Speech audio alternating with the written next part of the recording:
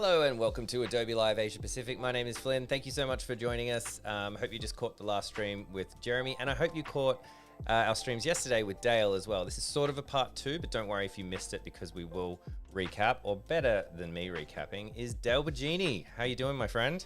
I'm doing good. I'm really good actually. I'm feeling confident and feeling, you know, I'm feeling creative. Feeling creative and confident. I love that. It's also Thursday here, so it's always nice to be kind of at the back end of the week. Come on, let's be serious. And you're one day closer to your trip to Japan as well, which I know you're looking forward to. I'm talking about nothing else except Japan-based everything, Yeah, I love including this. I'm looking at your screen and I'm reminded it's like, yeah, noodles in Japan and skulls, of course, because it wouldn't be a Dale Bigeni stream without skulls. Nah, definitely not. So we are live. If you are in chat and you have any questions as we're going along, please don't hesitate to throw them in. We're live on Behance, we're live on YouTube, and if you're watching on demand, that's cool too. But should we start with a bit of a recap? Yeah. This is, as I said, sort of a part two, but we'll jump in, do a recap for anyone. So if you're watching this for the first time, you are not lost. Yeah, cool.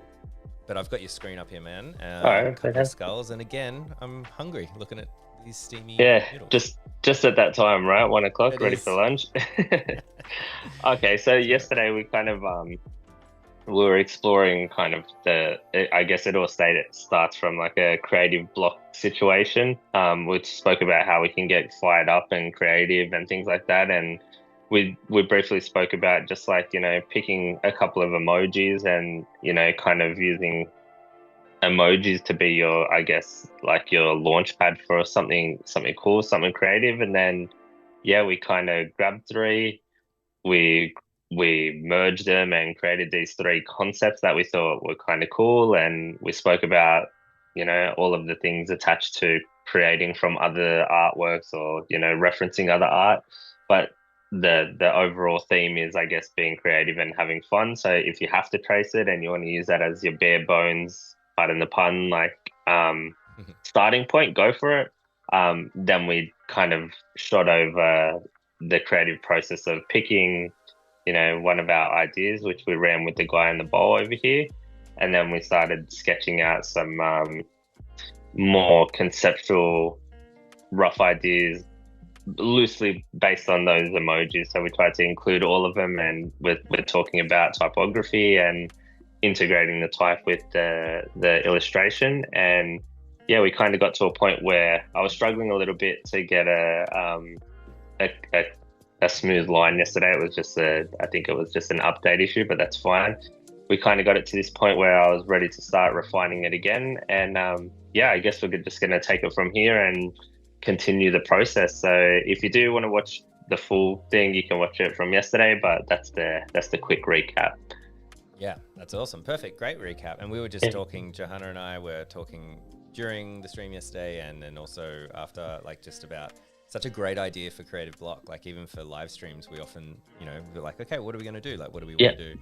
And it's just it's quite a cool kind of interactive, creative way to just get creative juices flowing. And I think you were saying when you were, talking beforehand of what you want to do for the stream, as soon as you're kind of given a brief as a creative, it's so much easier to be creative. Like, you know the rules, right? I think it's one of those double-edged sword things. You kind of hope for that open brief, and you want someone to be like, oh, just do whatever you want. And then as soon as you get the freedom to do whatever you want, I'm like, oh man, can I just have like a little bit of guidance or just anything? So I'm very grateful for the missus for her little input on the emoji thing. And definitely a nice way to kind of like get other people engaged to be creative as well. So I mean, like we said, it started from an emoji or three, sorry, and we've just taken it to this point now where we're doing the process of the illustration, I guess, stages, but we're going to do a little bit of Photoshop and a little bit of Illustrator today. So we'll jump between the two. Nice. All right. So I did go ahead and I did another round of refining and change the direction of this a little bit. I just wanted to do it a little bit more. I had a bit of time last night, so I thought I'd just go a little bit deeper into the details and things like that. So I've got this kind of illustration which follows the same steps as most of my process. I'll just show you. So the brush is always and never changes, and I can swear to you that I never change brush. Like if you've seen all my work, it's quite it always follows the same style, whether it's gulls or it's flowers, whatever the case is. I always start with this hard round pressure size. It's my go-to brush, and using a tablet, I've got pressure sensitivity and control, so I can get tapered lines, I can thin the lines out, or I won't bore with the details, but this is the go-to brush that I use.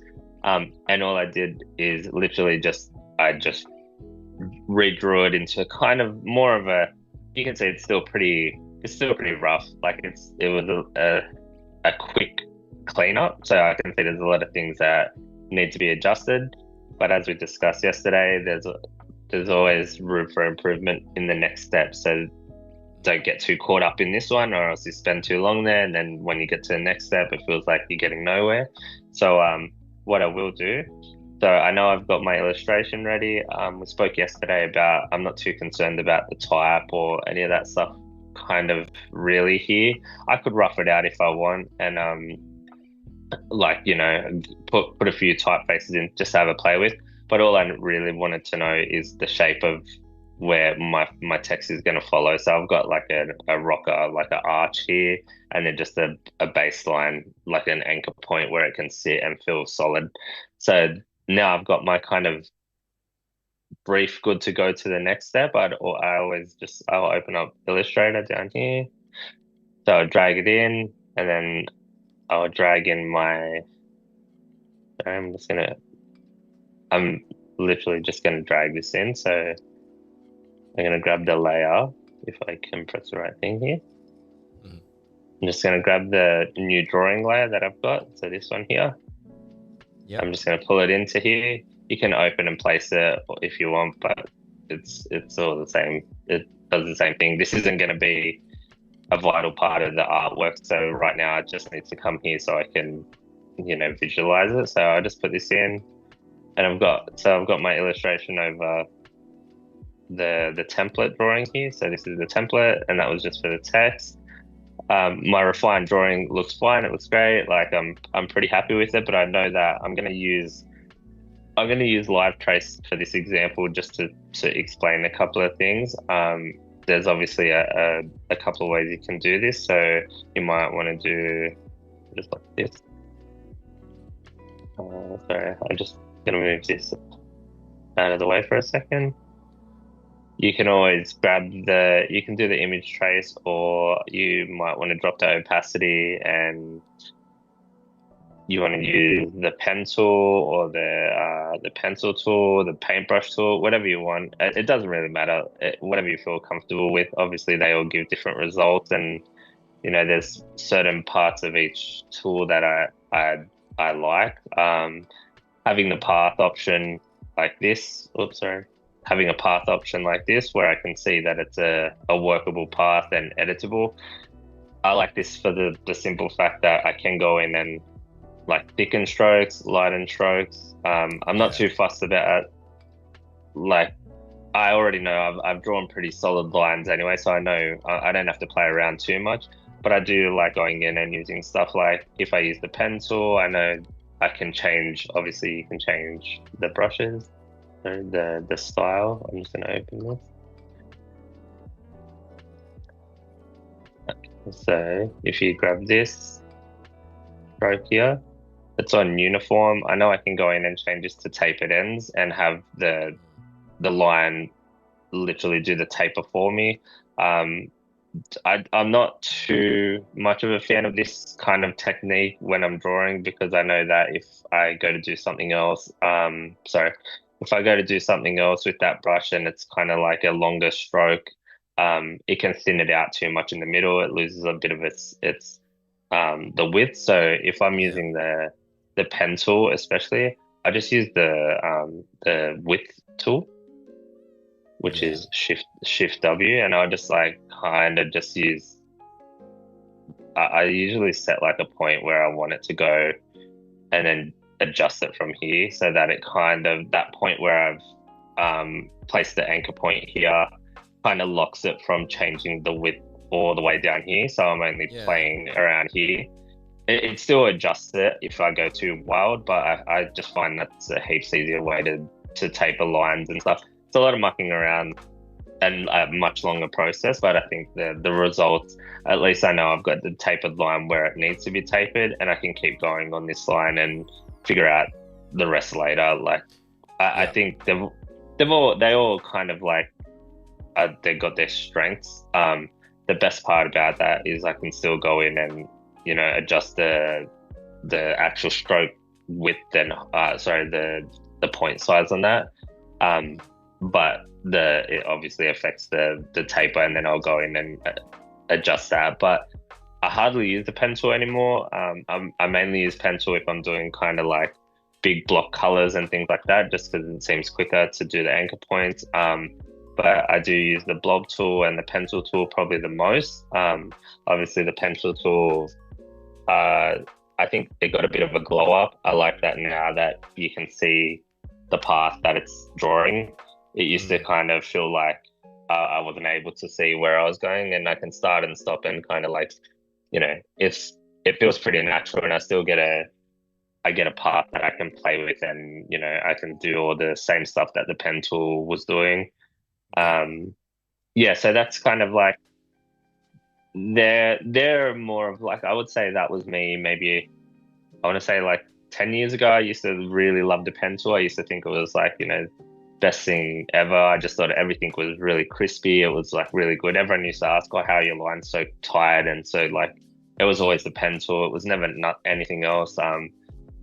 A fellow artist introduced me to the blob tool, and I just think it is probably the best brush or the best tool in Illustrator, because it gives you the mix of the Photoshop world where it feels very natural. And obviously, again, I've got the tablet, so I get pressure sensitivity. I speak about this a lot, but I think it's just a really quick way to draw. So that's the Shift B, and you can go in and adjust it, and you can see it's got like taper, and the harder I go, it can, it's got pressure sensitivity is really good on it. It's very smooth. Like obviously I'm still getting a vector line. I'm not getting a path, so I'm getting an object, which is probably the biggest downfall. And by downfall, not much of a downfall. I think you can make this work as well as the path. Might come with a bit more experience, but I think this is kind of feels like me more of a solid decision on what I'm drawing, where the path thing, you've got all these variables that you play around with too much, and like there's a chance you might not outline that path and send it to client or send it to print, and the path that starts out as, I just do a line here, so a path that starts out as a 2-point or their 20-point, when it gets scaled up, obviously the path just like adjusts itself, and then it starts looking thinner and thicker and stuff like that. So there's a few reasons why the path tool is a bit tricky. If you're a solid designer or illustrator, you know that you should outline all your paths and expand everything when it goes to print or send to client, because scaling up and down these paths can sometimes be a bit tricky. But yeah, so I'm usually doing that. I'm usually drawing, like just going over the whole artwork. Like I said, with the blob tool, it gives me the chance to kind of tidy anything up. I can go in and, again, this is only my base drawing, so I can go in and be a bit loose with this and make new lines where I need to. But the blob tool is just really, really easy, and it's really effortless. And as I draw, those lines are joining to each other, so they create these objects. There's no need to merge. If you use a separate color, it takes away, so the other color won't add to that. So if I was doing it in blue now, it goes in as... Okay, so if you change color, they won't merge, no. So if it's the same... I didn't know that. That's cool. Yes, so if it's the same hex, I think it will. Like, say if I pick this black again and I start drawing again, it should, by rights, it should... Yeah, see, so it adds straight away, and then going over the blue, it won't add. So it doesn't...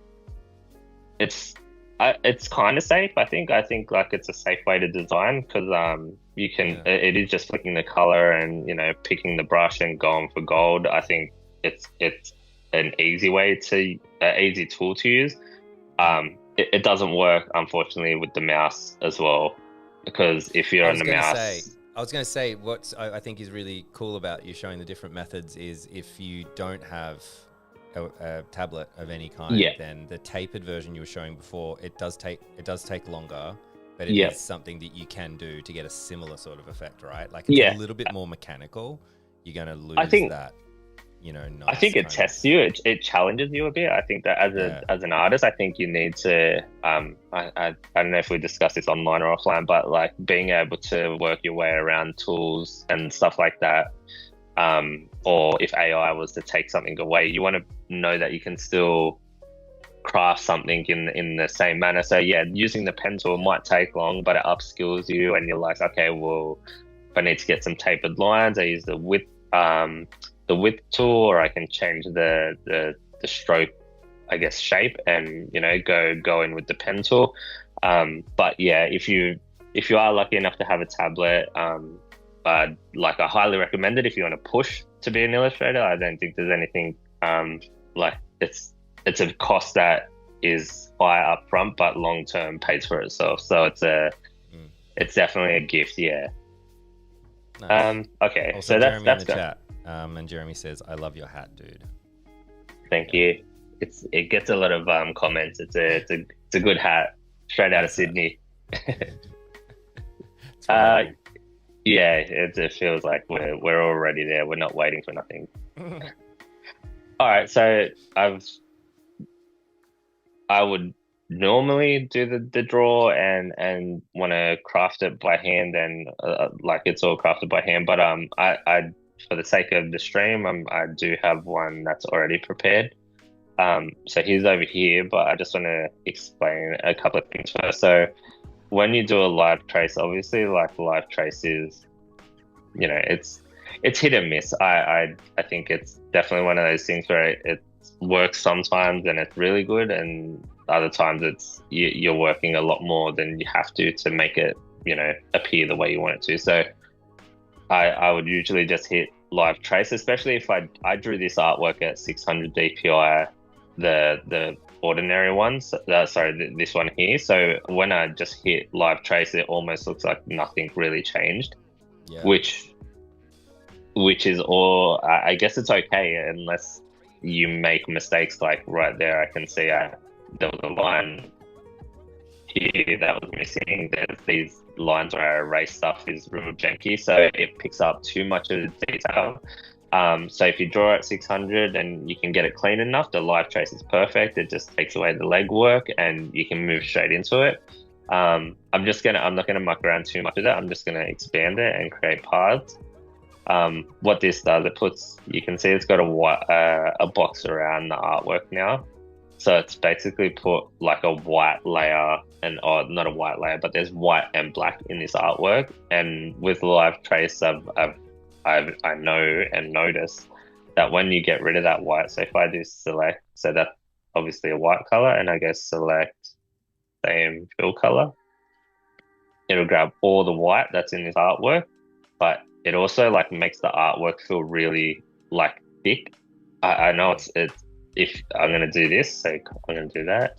You can see this artwork. Maybe the teeth is a good example. So from this, I don't know how you see it on screen, but it looks quite like there's some thinner parts and like, and then when I do this and I select all, I delete it, it kind of thickens up here. Like a lot of this stuff gets a bit thick. So I usually just add a stroke on this. If I was that concerned, I just add like a stroke. So there's like a smaller stroke on there, and then I just expand it. So expand or outline stroke, and then hit the trim. oh, And the trim the trim just kind of like, oh, sorry, I should have done that. It's a really bad color. So there's orange. The orange has like a red line through it. So it's been expanded, but it knows that there's black in there and there's orange. So this line here, the red line, is where the black goes to, and then that's where orange goes to, and that's where orange goes to, right? So when I do this, it trims the black out, and now it's just like a shape. And then I can go in here and I'll do, I might have to lock this so it doesn't affect it. It was like super, super fine line. So if you're watching at yeah, home, I picked the wrong color, guys. It was a bit hard to see, but trust me, bro. Yeah, it's gone. No, you know what? I'm going to show you again. We're going to do it I'm going to go back. Okay, so see right now my palette says there's black and there's orange. Let's just change the orange to a color that's not close to red. So you can see this path here. Yeah. So your stroke is here to here, but you can't grab the edge of that stroke because this is the stroke's path. But when I do obviously object path outline, it now has 3 lines. So your stroke has its own shape, and then the black under it has that there, right? So if I click on that stroke, I can see them too. So if I do option trim, I'm pressing option and then trim here, it gets rid of that fine line, which was the edge of the black. So now the black goes to here. That's the edge of the black. Yeah, it's a little bit complicated, but it's just so that I can thin out some of these lines, right? Yeah. So then I go select black. So select same fill color. Sorry, this has to stay locked. Select same fill color. Yeah, and then I'll just copy that, delete this, Command F and place it in place, and then just group. It's always good to press Command G because when you do stuff like that, sometimes it becomes, so that's what I just ungrouped it. So once I place it, you can see things fall off. So just a good, if you do the paste, so Command F, just straight away do Command G and you're sweet. Like it'll stick it all together. So yeah, now I've got now you can see the teeth have got that taper back in and it's not as bold. You might have to watch this video again to see the difference, but it's quite like, it makes all the difference to me. I feel like it's just like, the live trace, if you don't want to tweak it too much, it's a little bit of a long way around it, but it thins out my lines and it feels more closer to what I'm after. So now I've got it there, I'll just go in here, and obviously there's a lot of stuff that's going on here. So I'll get the blob tool and I'll start like going over all these things that shouldn't be there or I need to tidy up. So I'll just go through really quickly and get rid of stuff like this, try to tidy up any lines. Cool. You know, it's how the blob tool interacts, as we know, if you've got the same hex number. Yeah, so see, you can't see where I've just done, but if I go here, I can fix this line up, just fix, and then it's fixed. Like it feels like I'm just adding paint on top of this, so it feels like it's a real easy way to tidy it up. The things I look out for, obviously, with live trace is things like, I'm just going to mark it in red so it's very clear. So obviously, like you want like these little lines. That is not red. What's going on here? This does this a lot. Every time on stream, it does it. It converts it to. You don't want any color. Yeah, what? I know I like the black and white, but come on. All right, so yeah, parts that don't join properly, like here. Parts that overhang here, stuff that doesn't like really make sense. Like I just go through it and kind of like, obviously like here could be a neatened up on the star, so measures, these thin and thick lines, try to like, you know, go through and start like cleaning all that stuff up until I get something that's something more like the guy on the right. I tied it up a little bit here and you can see. So you can see it's just like a bit of a neater artwork. There's a few things, obviously, like these little bits of white that probably were from Photoshop that didn't kind of fill in properly, these little lines here. Yeah. But yeah, I go in and I just like I like to like join the lines up and make everything feel kind of like, you know, a pen's done it and it's bled into each other, or, you know, whatever the case may be. But I just I just work on this like this, like spend some time like going over all these like little imperfections and stuff like that. Maybe you want to bold up the skulls, uh, like outline and make sure that the outlines are matching each other. But yeah, it's kind of like it's a building process. We spoke about it yesterday. There's kind of like you can spend as much time as you want on each segment of the artwork or the process, and it's entirely up to you. But yeah, don't spend too much if you know that it's going to hinder the project or what's going on. But so yeah, I've got my little. We're gonna just leave it at whatever the detail level is here and try to get through this one.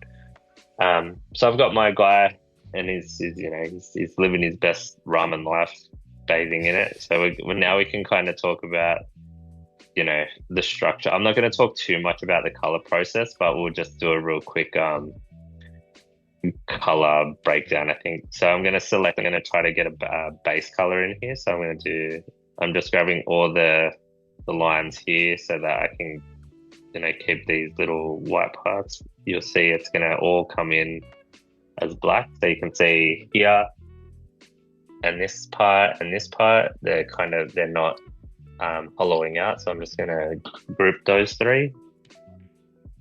I'm going to use fast binder again.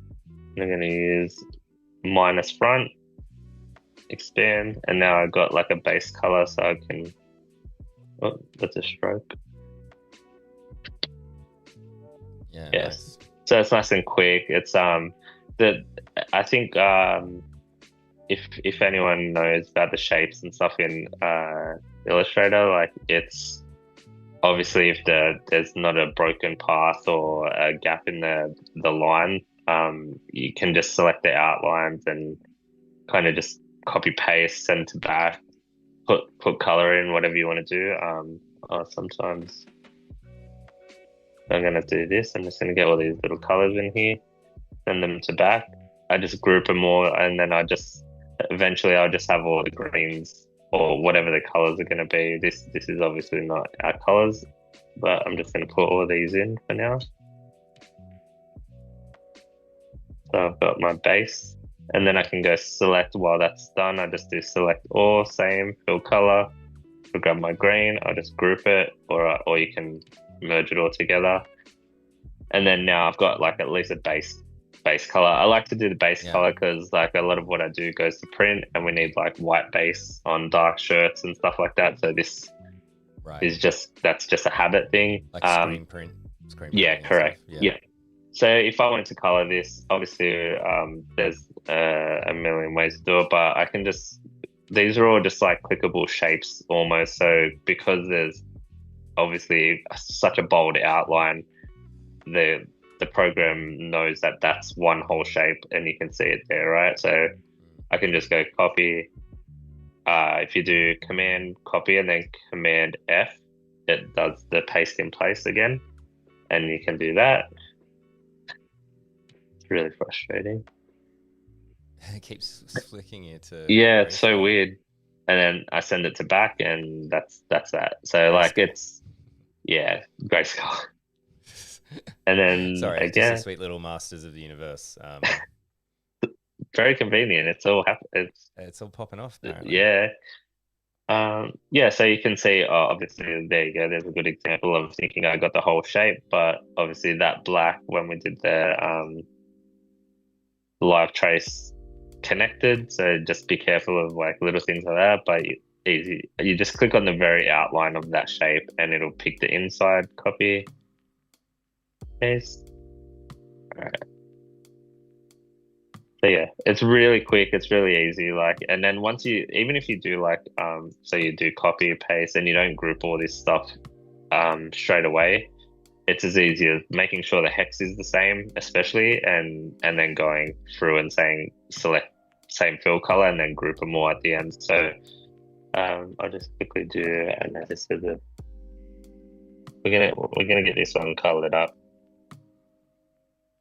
And then we can chuck the type in, and we can get a final look at this thing. So I can see there's a few broken lines still. I'm gonna grab the blog.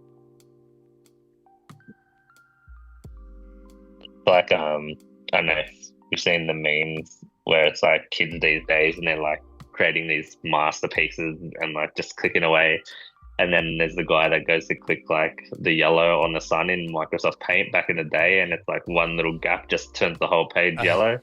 Yeah, the concept stays the same here. If there's a tiny little 1 pixel out or whatever it is, it becomes a problem.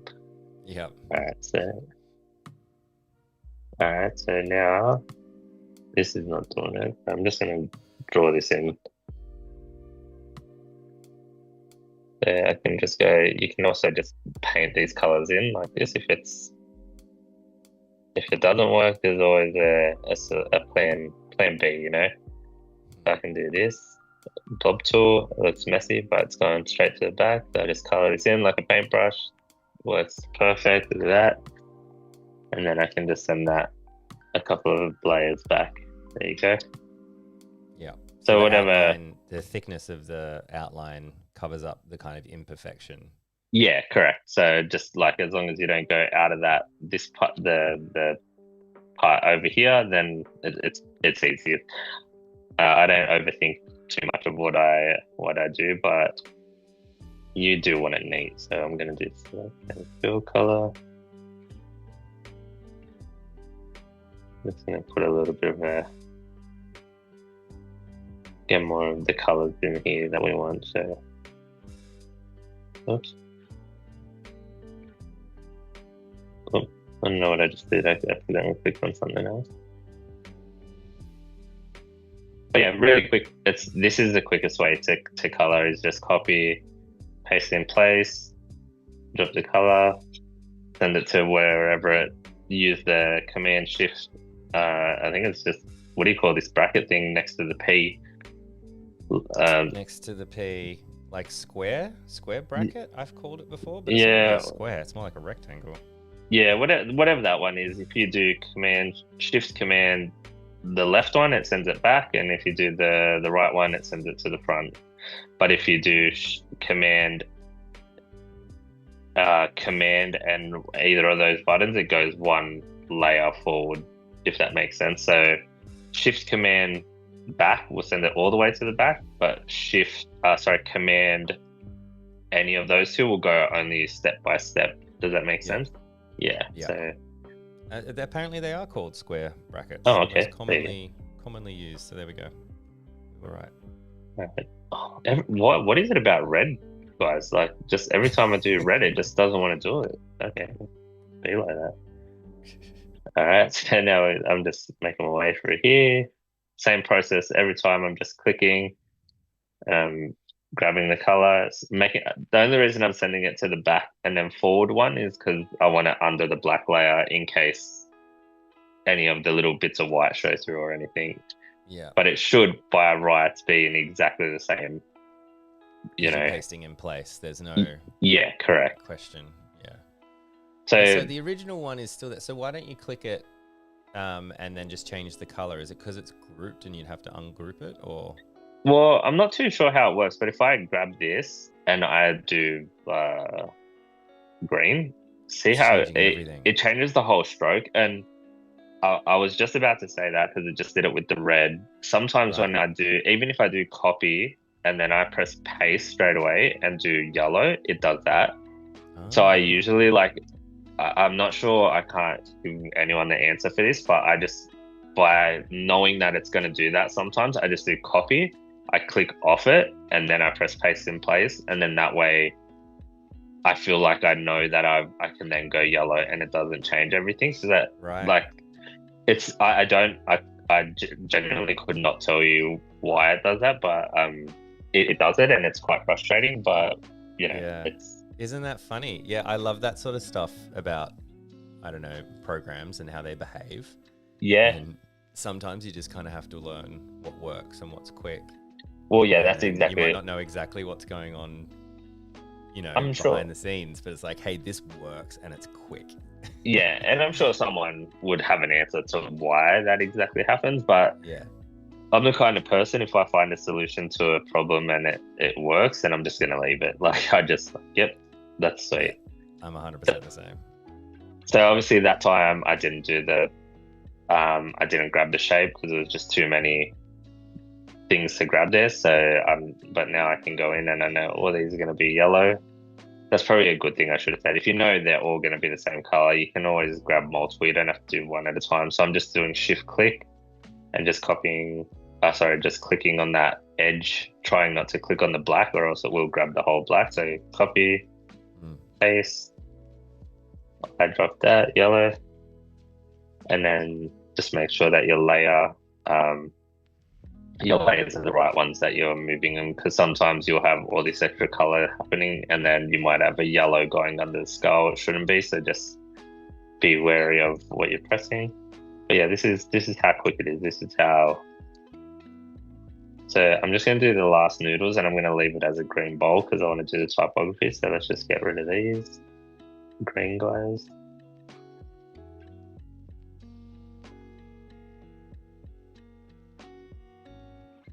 Okay. Oh, I missed one. Yeah, there's always this one little part that I see after the fact, and you can go in and obviously add extra tones and extra shading and all that sort of stuff. But for the sake of what we're doing, this is just the quickest way that I think coloring goes in Illustrator. And there you go. It's pretty much colored. It's quick, it's effective, and then all I have to do is, I think I accidentally. There you go. Yeah, and then I can just go select all the yellow, select same fill color, and now it's all group. There you go. This one, obviously I want to get this one to the top, so I'll just maybe just leave these two separate because the skull color is covering it. Yeah, now I can go in and if I need to select just the skull and I want to do change the color of the skull to be whatever, I can. Yeah, so there, and then once it's all grouped, it's as easy as literally clicking on it and then changing it to whatever color you want. Yeah, nice.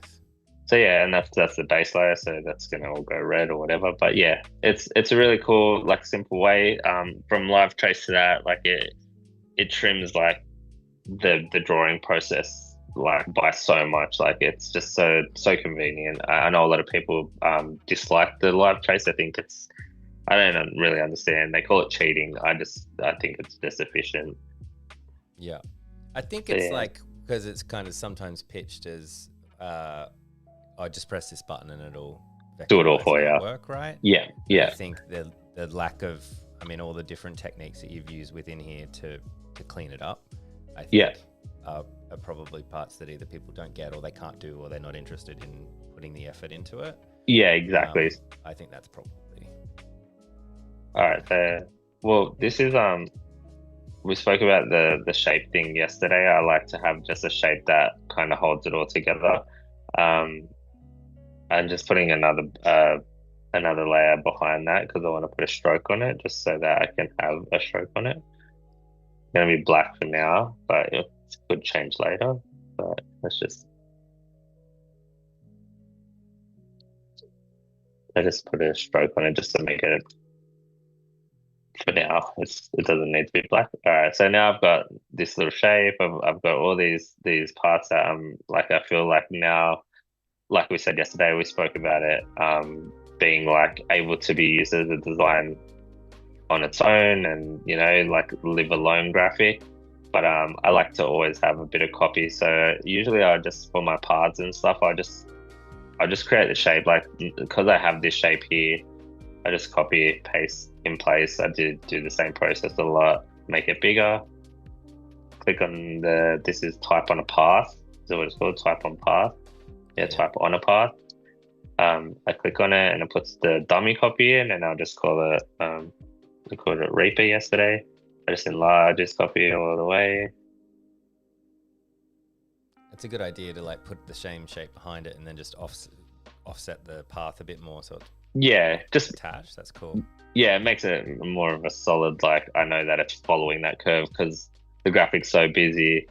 that circle or this red circle sometimes feels like to me, and I don't know if it's just the way my brain sees it. I see it higher on one side or left side, so this is just a safer bet. And if I do option shift and pull that, it sticks that shape, so you can see how it goes from there, and it just keeps going, like it follows that shape, so it doesn't matter where I want it, but we'll keep it kind of close. So I'm just going to put the block down the bottom as well, so we're going to call it Reaper Ramen here. And I feel like I want it to be in front, just to kind of, you know, it looks like it's got this staggered thing going on. So yeah, and then honestly, I just like play around with this font a little bit until the position's right. Like I'll have a look at what it looks like in front or behind. Maybe behind, it's kind of cool. I did say yesterday that sometimes the letters get cut and it starts like being harder to read. So if I push it up too high, that looks a bit silly. But also I don't like having it just touch a little bit. Like I feel like it's just like a bit of a trigger for me. So I just like try to tuck it in a bit where it feels like I kind of tell myself, if I was die cutting the thing, would it work as a die cut? Or like, you know, because stickers in general, I'll pick a font just so we can, I'm just going to pick any font. If anyone's got a font they think's better, that's fine. I've got a whole heap of stuff that we can use here. Let's just use something kind of bold. Let's use, I like this. He's cute. All right. You had like quite a lot of like maybe more metal like fonts that I saw you flicking through, and I like that you kind of picked this kind of I have to do some of the stuff I do, it always ends up looking the same, so I've got to make sure that I keep people guessing, you know. Yeah. And I always think that Cooper's kind of like a nice in between, like it's not quite Comic Sans, but it's not quite like Times New Roman, you know. It's like got a bit of girth to it. It's like it's a thick font. But I notice on paths, I'm conscious of the kerning on letters, because the path and the font creator or whoever creates these fonts, obviously they create them straight, and they look great. But as soon as you put them on a path, they can move around. So I just flick through the letters, and I just like, maybe I'll bring this one over, and I want it to touch. When I say I'm conscious of the kerning, I'm not telling you I want good kerning. I'm just like, I will adjust it to fit, and that's just by clicking Alt and the arrow keys, and it kind of just changes one letter at a time. Yeah. So I can move each letter to try to get it kind of feeling like it's, you know, in the right space. So I'll do that, and I'm just going to use the same, so I can just drop that text, and it'll just pick the same text size. Maybe I'll align this, and we'll use the align tool and just make sure it's kind of aligned. I am going to just drag this out a bit because I feel like it should be a bit wider, taller, sorry. So yeah, once I have it, I think like the key to this is making sure, obviously, like the R's kind of like it's covered, but like it's not bad, so maybe it needs more room above it. Like I don't mind that the R's covered like that. We know that it's Reaper, you can tell, like it's an easy one to see. Things are distracting me, but yeah. And then for font, I will always keep this font over here off the artboard, and I'll just keep it in a raw format, because I know there's going to be something that goes wrong. But I will outline this one and create it from, just to show you the outline view. So when it's a font, it's solid black, and when you outline it, it becomes an object. Object is always hollow, so we turn it to object. And then I just do things like, I know it works bold and it looks great, and probably for this design style it could probably stay in solid black, but I always think of, if there's multiple colors in the artwork, or like different levels of shading in the artwork, does it make sense to have a flat color with a kind of like a more dynamic, like lit drawing? Does that make sense? So if I've got, so if I put like a a bunch of like shadows in here. Let me try to do it really quick. So if I put a shadow, like if I've got all these shadow tones in here, and I want to do here as well. Let's just use those two as an example. So say I have all these like this new depth added to the artwork, it kind of feels like it should be reflected in the font is my theory. Yeah. So you can see, yeah, there you go. So if I had all that shading and then you had all these like levels of it, this starts to feel very flat. So I always consider that. So if you're creating like more of a flat artwork, single color, two color is okay, but with things where it's got highlights and shadows, so shadows, highlights, and like a base tone, I think you should always like push the font a little bit more. I think this might be easy if I show you an example of one we've done before.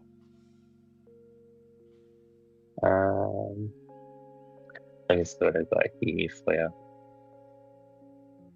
I think I'd have one. Yeah, so this one is probably a good example where obviously like because this logo has so many colors in it, it kind of makes more sense to not have this logo just be white, you know, bringing like another part of that logo into the design really helps. And whether it's like, you know, this is obviously font differences, but it's the same effect over it all. I think it helps to like bring the level of detail of that into the design where you can see like, and then be able to pull those elements out and have it stand alone quite strongly. I say it all the time that like everything should be designed to be pulled apart.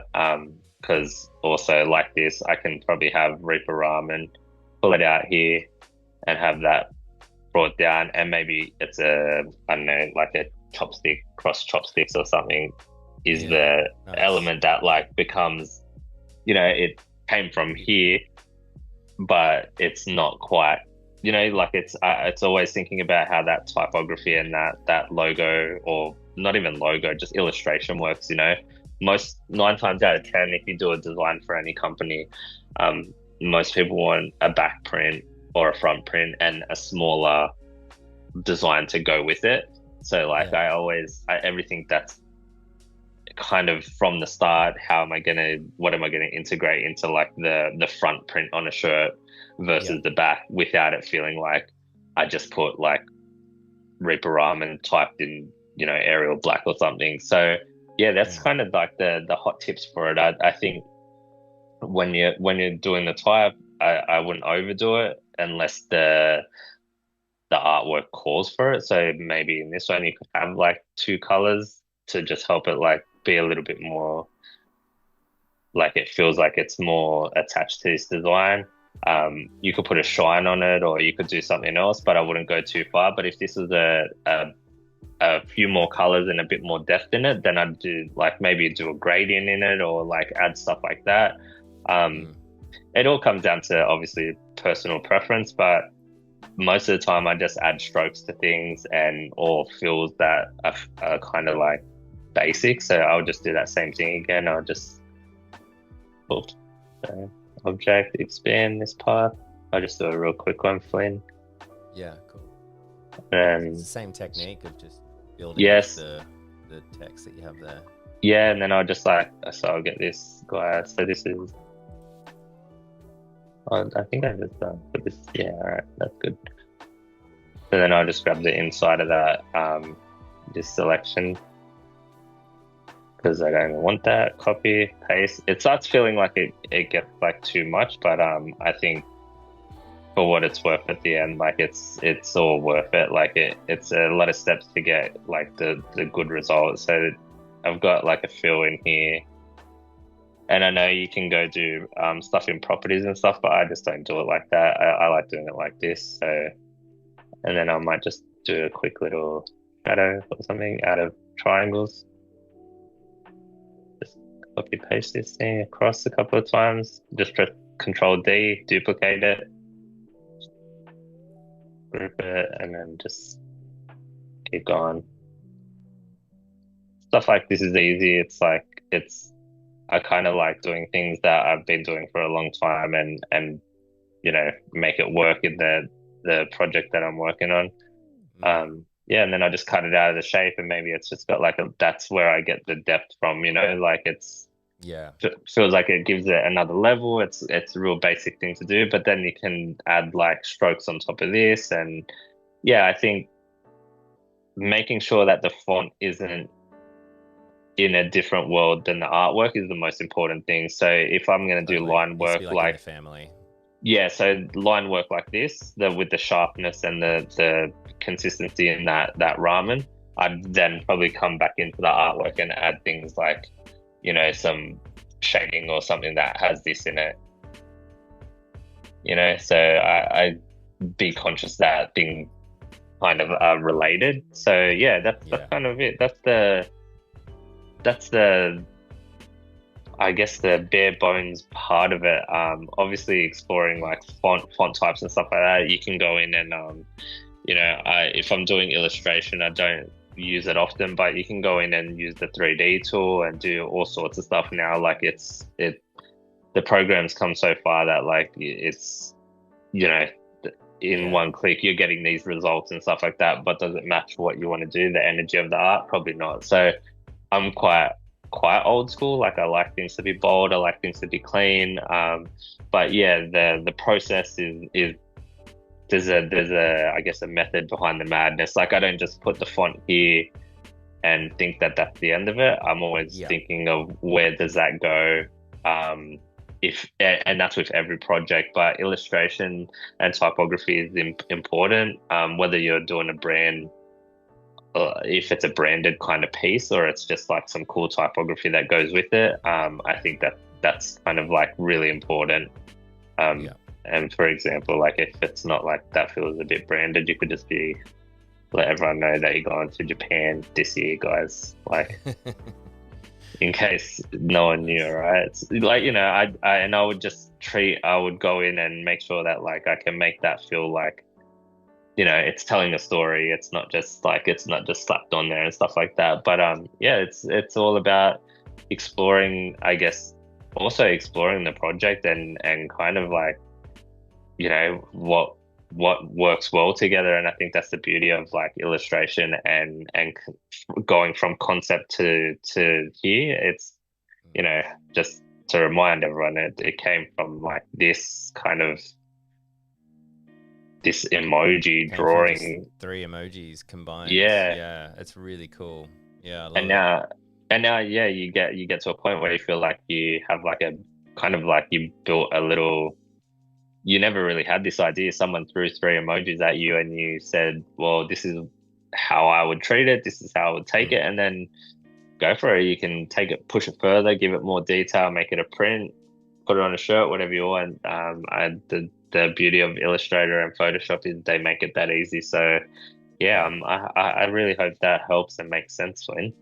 That's awesome. Yeah, I absolutely love it and encourage anyone that hasn't seen the first episode to kind of jump back through there if you want to see the whole process all together. But well, we are out of time though. We're right at the end. But yeah, it was awesome, and I love all the stroke, like going through the different strokes and different like use cases and everything like that as well. Yeah, it's interesting, just those little things that you learn from experience about like the quickest way that you found to do this particular thing is, the copy, copying it, clicking off, and then pasting in place. For some reason, it behaves in the way that you want in this thing, and software is just like that a lot of the time. So just that experience and learning it from someone else, then you're like, oh, great, now I can do that. So absolutely. really cool. And look, I know I run into a lot of problems and I reach out, but if anyone in chat wants to reach out and have a chat about whatever they saw, or they got any, they got some sticky points where they can't get past, happy to help. But it's all learning. It is all, like you said, it's very much experience. So thanks, Flynn. I'm glad you took one thing away anyway. Always take heaps away from your live streams. It was awesome and great fun. So thank you so much. Thank you everybody for watching live. We'll be back in 5 minutes with a third stream today. Yep, it's a big day. Thank you, Dale. Again, as always, have absolute pleasure having you here on Adobe Live Asia Pacific. Thank you. Thank you so much, Flynn. Always a pleasure.